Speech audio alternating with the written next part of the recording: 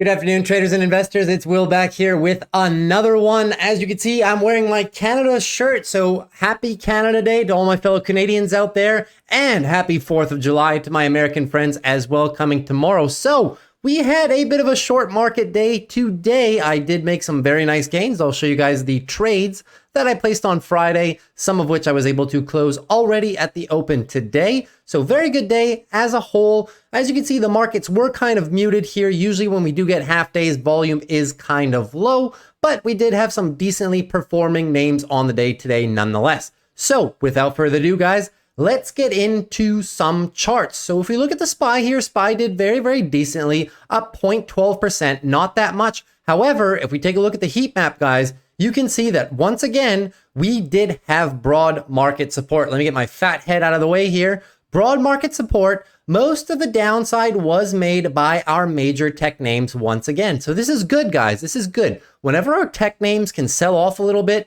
and the rest of the market can kind of make up for it, that's when we really see some nice gains over here. So really only the most negative sector on the day was healthcare, and followed by technology here, but a bit of a down day on healthcare, have to admit. And we had a big outlier here, Tesla. Tesla with the massive beat here. Just gonna go over this very quickly. You might have seen it, you might have not. But at the end of each quarter, Tesla does report deliveries. So as you can see, guys, they actually delivered 466,000 vehicles, right? Up 10% from previous quarter and 83% higher than a year prior. Very good. The estimate was 445,000, guys. So very good beat on the delivery numbers here. As you guys can see lower in the Routers article here, the price cuts was a smart poker move for Tesla and paying major dividends in the field, especially for China. So Elon Musk did a great job here of estimating consumer demand. And when he saw that demand was potentially slowing due to interest rates, he compensated by doing price cuts, which in turn did drop Tesla margins a little bit. You guys know that last quarter, this was a big point of contempt, being the fact that Tesla missed on its margins and delivered lower net margins than what the company's used to, but it played out. It played out perfectly because he was able to sell pretty much almost every single car that they produced. So as you guys can see, Tesla is expected to hit record sales in China, largest second market after North America, obviously. So very good quarter for Tesla on a whole. It was our major contributor here on the SPY on the day by a wide margin here. As you can see on the 1 day relative performance here, how were our markets performing? Well, as I said, only technology slightly red and healthcare with the big red. Everything else green. That is what you like to see in a healthy market, right? The bull run is now well ingrained across multiple different segments of the market. So the rotation is here.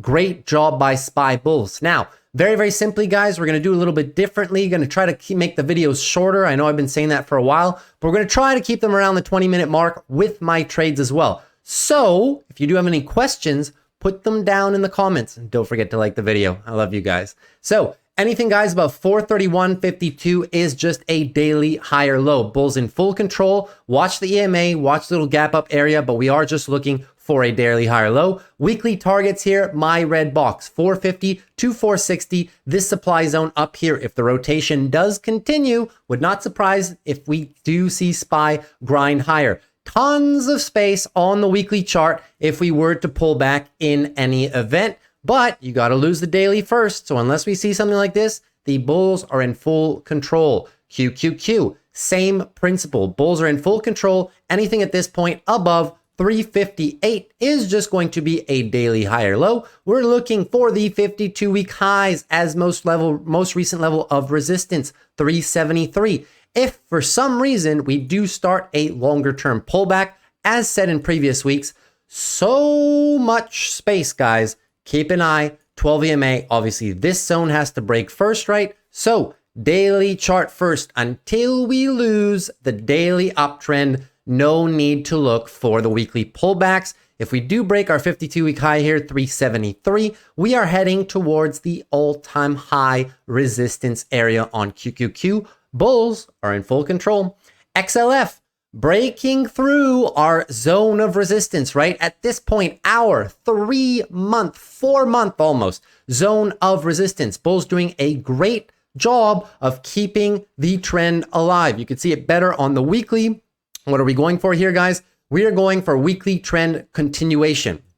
Trend continuation at this point. We have now broken the 3382 level, which we were previously at, just by a little bit, but a great start to the week, guys. If we were to close this weekly candle above this 34 range here, the higher range of this resistance area, I think it's going to look very healthy for some further continuation. Obviously, the next target is going to be our 36 level, but one thing at a time, need to break and hold above. Could even do something like this, breakout, retest, which is my favorite pattern in the world to trade, and then break higher, right? So daily bulls are in full control. Anything at this point above 32.56 would just be a daily higher low if we were to pull back. But now it's good. Since we're above our 33.50 level, you could see this potentially act as support. You see, guys, before we kind of blasted through it, but this second time around, it may indeed just hold to where we can then push a bit higher. Great job by Financial Bulls. I'm looking, as you guys know, if you've watched the channel before,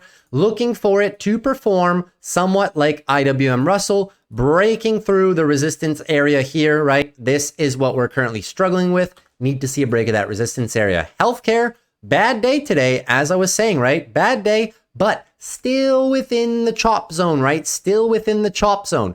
The weekly chart is my favorite chart on healthcare. This looks like an accumulation pattern, right? They're getting ready, winding up tightly, guys. They want to get the break. You know what this chart looks like, guys? It looks like a smaller version of Costco before the breakout, right? Tightening a range, breaks, and then goes higher. So I want to see something similar in healthcare to where eventually we do push higher with the rest of the markets. Don't forget, healthcare is one of the larger components in SPY. So if bulls can start participating, if technology chooses to let some steam off, right? In technology, if we do get a bit of steam coming off here, we have a great setup, in my opinion, for XLV to potentially take over, and now XLF also to put in a bit of work here. So great job by the bulls setting themselves up for some decent patterns. What I'm looking for, guys, at this point, a break of 133 would do it for me for some further continuation to the upside.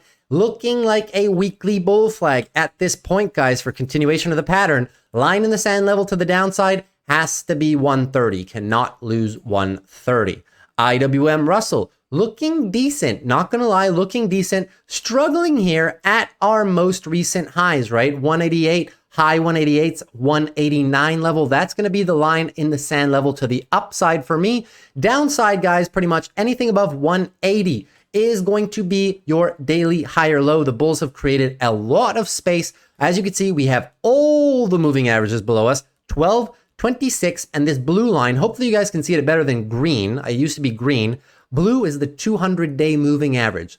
All of the moving averages now will potentially be support. Very, very good for the bulls. So they need to absolutely hold 180, need to set a daily higher low, smash above to really confirm that daily uptrend is still healthy. As you can see, we kind of lost it here. So daily uptrend is what the bulls are going for, but weekly, we are in full weekly uptrend mode. So need to see the break of 189. Great job by some of the small caps today. Guys, Rivian, right? You guys know I've been writing a lot of puts in Rivian in this area here, and now it's blasted away. Thank goodness in my long-term share account, I do have some Rivian shares, but also in the options wheel trading account, we were able to milk the absolute monster premiums that we had down here, and now it is popping, being rewarding to all the bulls. So great job here. A lot of small cap names, guys, looking fairly juicy.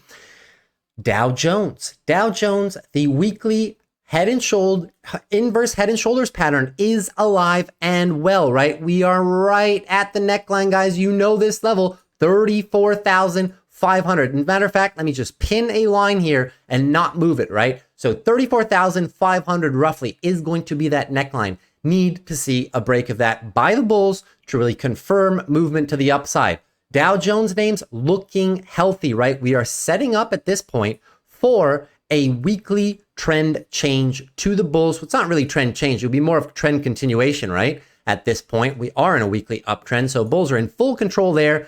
Daily Anything pretty much above 33.6 is a daily high or low if we do consolidate a little bit. But I like to see bulls holding close to the high of this area. It gives them more chance of breaking it, right? Don't want to see the bulls consolidate down here. You want to see them kind of struggle, consolidate near the highs here. Gives them a good opportunity. If there's any positive catalysts, we are going to smash through this line. And at that point, my target remains 35.5. A lot of value names, guys. Watch out. I showed you Costco. Costco's on the move to the upside. Let's take a look at other Dow Jones names. Home Depot putting in some decent weeks as well, right? Home Depot still, let me get percentage off all-time highs. Still 25% off the highs. Caterpillar nearing all-time highs at this point. Good rally, right? Let's look at some like let's say the dollar stores. Dollar stores coming back, putting in a good move off the bottoms here. Estee Lauder coming back, putting in some good moves off the bottom. Pepsi had its little dip here, right? Off the all-time highs. It's now recovering with the moving averages. Looking like it wants to start putting in legs higher, right? So we got a lot of names, guys. John Deere also decent upside. The payment processors, Visa, look at Visa. MasterCard, look at MasterCard, almost all-time highs. They're coming, guys. The value names are coming, right? Look at a few more. Procter & Gamble, putting in a nice weekly upswing. Johnson & Johnson, healthcare name, right? But also as part of the Dow Jones. Johnson & Johnson healthcare names kind of lagging behind. If we start to get some healthcare participation and more financials participation like JP Morgan, even though they've been doing well, we're going to get some significant upside in the Dow Jones. Would not surprise me at all, guys. A Bitcoin, watch out, boys. Bitcoin and girls, Bitcoin coming in, right? Look where we are. This is the breakout zone, guys. I hate those long squiggly lines. I can't draw to save my life, right? We're starting to close above. This today was the Monday, the first daily close above 31,000. As you can see, we never did it. First daily close above 31,000. In my opinion, this is for a move higher. Don't forget, the monthly candle closed most recently. We are now potentially, actually not potentially, I'll go ahead and say we're in a monthly confirmed uptrend. This most recent month of June, the monthly higher low is set 25,000. At this point, would not surprise me here. If we do push for one leg higher, I'm targeting 38,000 for the next area of resistance. It is looking very good. Weekly momentum to the upside, right? RSI, not overbought. Daily RSI, it's crypto. If you think this is overbought, it can get a whole lot more overbought than this, guys. This is crypto, don't forget, right? So, looking good. Need to see the bulls push above and really crack above this resistance area in a significant fashion. Then I wouldn't be opposed to sitting back on it and launching for our weekly leg higher continuation, right? Looking very good, guys. If we do get some continued momentum, we're going to get some nice follow-up on some names like Ethereum and a lot of the altcoins. When they're good, I will let you guys know. For now, though, still in extended downtrends on a lot of my favorite coins, except for Litecoin. Litecoin doing a great job of pushing up here, but still a lot of names trapped in longer term weekly downtrends, right? So in my opinion, not yet ready until Bitcoin makes the move. This is usually how it works. Bitcoin, Big Daddy Bitcoin makes the move up, it consolidates, and that's when you get your altcoin run. So Bitcoin dominance, still the dominant cryptocurrency here until I see this chart pause and start reversing in a significant fashion on the weekly potentially. Not going to be altcoin season yet. So Bitcoin needs to make the monster move first, then you will get some decent follow-up opportunities in altcoins, in my opinion. However, keep in mind, I don't really hold altcoins. I'll trade them. I only long-term hold Bitcoin and Ethereum, mostly Bitcoin. Now, Apple rejected from our all-time highs here. However, going to go through these quickly. Daily higher lows, anything above 185. As a matter of fact, actually, that's a high. So anything above 183.50 is going to be your daily higher low. Keep an eye on the 12 EMA, grinding the 12 EMA this entire time, guys. If we don't lose the daily uptrend, no need to look for the weekly pullback just yet, right? So anything pretty much above this level is going to be your daily higher low. And obviously resistance here, all-time highs, bulls in absolute complete control on Apple. I can't buy up here. I'm waiting for the weekly retrace when and if it comes. Google Google looking nice, not gonna lie. Google looking very, very, very decent. The bulls put in a decent move here, looking to reverse the daily uptrend. As you can see, we lost the daily uptrend, daily downtrend confirmed. At that point, what were they looking for? Weekly higher low, guys. Anything above 103.40 was just a weekly higher low scout. Now, clipped the 12 EMA on the weekly. Love this candle formation, doji candles to the upside. These are bullish reversal candle patterns right in our support area here. These two lines bouncing off this whole support area. This chart, guys, just looks good. And I do have a position on Google, short put position on Google that I did open. I've been actually playing them for the past 2 weeks fairly well. And I do believe that Google, if the markets do hold up in this fashion, Google's just looking for its weekly higher low. Would not surprise me if we start pushing higher here. Resistance level here obviously is going to be our 130 mark, looking very, very, very solid for potential continuation to the upside. Keep an eye on the daily though. Don't really want to lose 117. 117 is the line in the sand level for me for Google. Amazon, bull control. These candles look kind of bearish at the top here. However, the bulls are in full control until the bears can prove something to me by setting up a daily downtrend reversal. I'm not really going to be looking for Amazon to kind of curl over and set a weekly higher low in motion, right? But anything can happen, obviously, right? But at this point, 1, 2, 3, 4, 5, 6, 7, 8, 9, 10 at this point, higher highs every single week. Eventually, guys, this has to reverse. It's just normal market movement, right? Weekly, kind of overbought on the RSI here. If we do revert here on the weekly, don't forget we have massive moving averages down here, 12, and the 200-week moving average sitting right there at $120, which is my sweet spot. If we can get a pullback on Amazon to $120, I would not be opposed to writing puts in the 120 to 115 area. This is kind of my sweet spot for this stock, but all has to start with the daily. If we don't lose this 12 EMA, look at this monster. Has not lost the 12 EMA this whole time.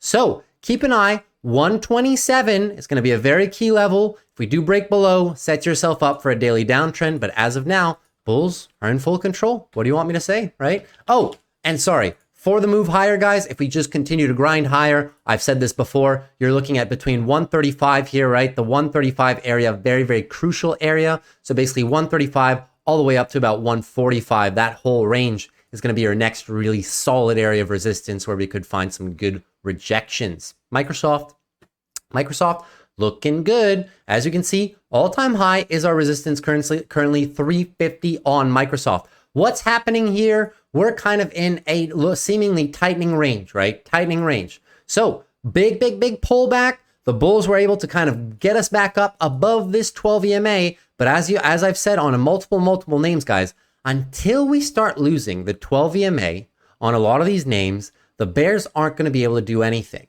Setting ourselves up potentially for an actual head and shoulders pattern. This could be quite bearish for Microsoft if the bears are able to capitalize. So far, they've been given tons of opportunities, especially this. Tons of opportunities to flush and set a big daily downtrend, but they just can't do it, guys. So one day at a time. Line in the sand level for me, 328.50. If not, going to be a tightening range here, and bulls can actually take control of this and start pushing higher if the markets are overall bullish and we don't get any negative catalysts. But keep an eye on this tightening range for Microsoft. It's just consolidation at that point, right? So keep an eye, 328.50, very important level. If we lose that and start weekly consolidation, very, very easy, guys. So much space for weekly consolidation to happen. Decent supports all the way down into the 320 range, so I'm not too worried on Microsoft. NVIDIA doing a great job here of holding the levels here, right? So kind of caught in this area here. 438 all-time high resistance, line in the sand level for me down here at 373. However, we have now set the higher lows here, 404. 404 is crucial. You lose 404, you set up the daily downtrend. However, if you set up the daily downtrend, would still just be weekly consolidation, can still just be a weekly bull flag. So step number one, The bears need to get this if they want to start reversing longer term patterns here. The bears need to take over here. If the bulls send it back above an all-time highs, we just confirm that the daily uptrend is healthy, right? Healthy. The bears got a good pullback here. Will they be able to capitalize into a daily downtrend?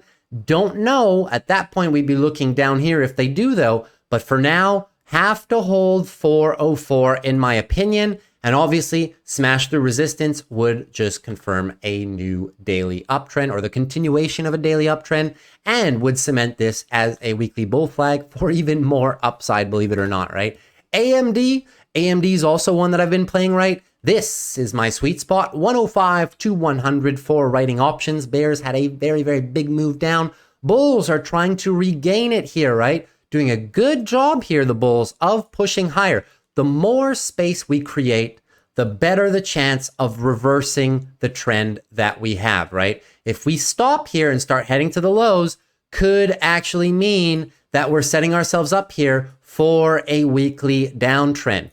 And although that would be bearish short term, I still believe that AMD does offer some very, very good value in these lower areas. I would be a buyer down there. Obviously, it's not as juicy as down here, right, guys? But you take what you get, right? If it would go down to the 100 level, that would still be 39, 40% off all-time highs. 105-ish would still be 35% off all-time highs. So underperforming QQQ quite considerably is AMD. Underperforming all the semiconductor names, most of them, as a matter of fact. Look, TSM as a percentage of all-time high, only off 28%, right? ON Semiconductor, all-time highs. What's another one? Well, Intel, not even going to go over it, but Micron as well. I really don't like Micron earnings, so I feel they deserve to be down 35% still. But just to go show you, AMD is one of your underperformers of the semiconductor industry as a whole. If you look at semiconductors as a whole, guys, we're at all-time highs for the index.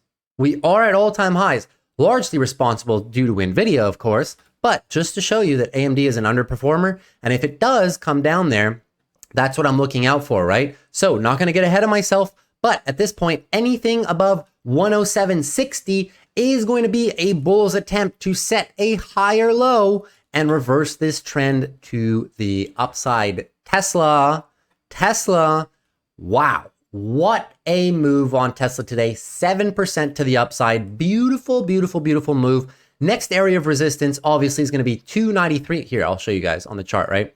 This whole resistance zone here starts at about 293 all the way up to 312. Great premiums on Tesla recently. Can't complain. Long-term shares are pumping. The premiums that I'm writing are becoming worthless from one day to the next. So beautiful job by the Tesla bulls of really confirming this longer-term trend reversal. I've mentioned it before on the channel in case you haven't seen it. We are now in a confirmed monthly uptrend. Bulls control the monthly, they control the weekly, and they control the daily. So if you're looking for shorts, in my opinion, you're looking in the wrong direction. Any shorts would be temporary shorts. Created a decent gap here. Decent gap now, 275 to 265, right? So coming close to that area of resistance, we are not yet overbought, right? This, however, keep an eye. Bearish divergence. Very dangerous bearish setup, right? So it would not surprise me if the markets do pull back, let's say SPY and QQQ pull back, Tesla could very well come back and fill this gap. However, what are we looking for? Anything above 241 is just a daily higher low. Tons and tons of space, right? But that's the line in the sand level for me. Bulls need to hold 241 to really keep the potential for the continuation of a daily uptrend alive on this move. No real need to look at the weekly yet, right? Weekly's approaching resistance, but it's a bit higher here, but we're in full control, right? Weekly push, uptrend. Now, higher low is set, right? Weekly second leg up, right? Anything above 241, weekly higher low, but also daily higher low too. Congratulations to the bulls. I'm going to be cautious writing. I don't know. It's up to you. Adding long-term Tesla shares at these levels could be considerably more risky than it was a couple weeks ago, right? Especially with those RSI levels, still 31% off the all-time highs, but approaching resistance. Me personally, Not financial advice to anybody, but if we do start pulling back here, I will be looking to write options here. 250s to 240s is the level that I will be writing heavy premium at, okay? Right, so I think we pretty much covered most of everything. PayPal with a decent move. Look at PayPal, guys. All right, what did PayPal do? Weekly move up, potential weekly bull flag. Can't call it a bull flag until we break our previous highs, but we're almost there. 68.94, need to break 68.94. Look on the daily here, that's the previous daily high, but the bulls did a great job here. Sorry, I got something stuck. Bulls did a great job here of holding the daily uptrend. Daily higher low is set now. Anything above 65, 68, held the moving averages. Looking good for continuation here.